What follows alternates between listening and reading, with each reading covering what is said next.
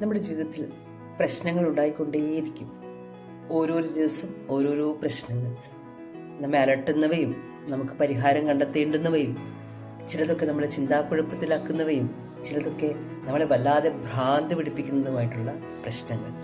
ഈ പ്രശ്നങ്ങൾ വരുന്നു എന്ന് പറഞ്ഞു കഴിഞ്ഞാൽ നമ്മൾ വളരെ ആക്റ്റീവായിട്ടുള്ള ഒരു ജീവിതം ജീവിക്കുകയാണ് എന്ന് വേണം കരുതാൻ. പ്രശ്നങ്ങൾ വരുമ്പോൾ എൻ്റെ ജീവിതത്തിൽ എന്താണ് ഇങ്ങനെ, എനിക്ക് മാത്രം എന്താണ് ഇങ്ങനെ എന്ന് വേവലാതിപ്പെടാതെ ഞാൻ എത്ര ആക്റ്റീവായിട്ടുള്ള ഒരു ലൈഫാണ് ജീവിക്കുന്നത് എന്ന് മനസ്സിലാക്കിക്കൊണ്ട് ആ പ്രശ്നങ്ങളെ അവസരങ്ങളായിട്ടും വെല്ലുവിളികളായിട്ടും ഒക്കെ കണ്ടുകൊണ്ട് നാം നമ്മുടെ ജീവിതത്തെ ഉയർത്തിപ്പിടിക്കണം. കഴിഞ്ഞ ദിവസം ഒരാളോട് സംസാരിച്ചപ്പോൾ പറയുകയുണ്ടായി, ഞാൻ ഇതേ അല്ല, ജീവിതത്തിലെ പ്രശ്നങ്ങൾ എന്നെ ഇങ്ങനെയാണ് ആക്കിയിരിക്കുന്നത്. എന്നാൽ നിങ്ങൾ ആരാണ് എന്ന് നാം സാവധാനത്തിൽ ചോദിച്ചാൽ അവർക്ക് അതിലൊരു ശരിയായ ഉത്തരം തരാനുണ്ടാവില്ല. അവനവൻ്റെ സ്വത്വത്തെ യാത്രകളിൽ എവിടെയോ നഷ്ടപ്പെട്ടു പോയ ഒരുപാട് മനുഷ്യർ നമ്മുടെ ഇടയിലുണ്ട്.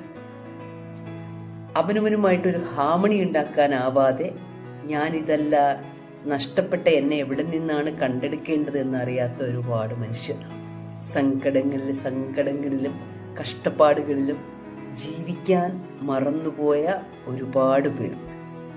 അല്പമൊന്ന് സാവധാനത്തിൽ ഒരു ശ്വാസമെടുക്കുന്നതിലുള്ള അവയർനെസ് ഉണ്ടാക്കിക്കൊണ്ട് ഉള്ളിലെ സങ്കടങ്ങളെ ഒരിക്കലെങ്കിലും ഒന്ന് ഹീൽ ചെയ്യാൻ തീരുമാനിച്ചു കഴിഞ്ഞാൽ മറനീക്കി കാണാൻ പറ്റും നല്ല സൗന്ദര്യമുള്ള നമ്മളെ.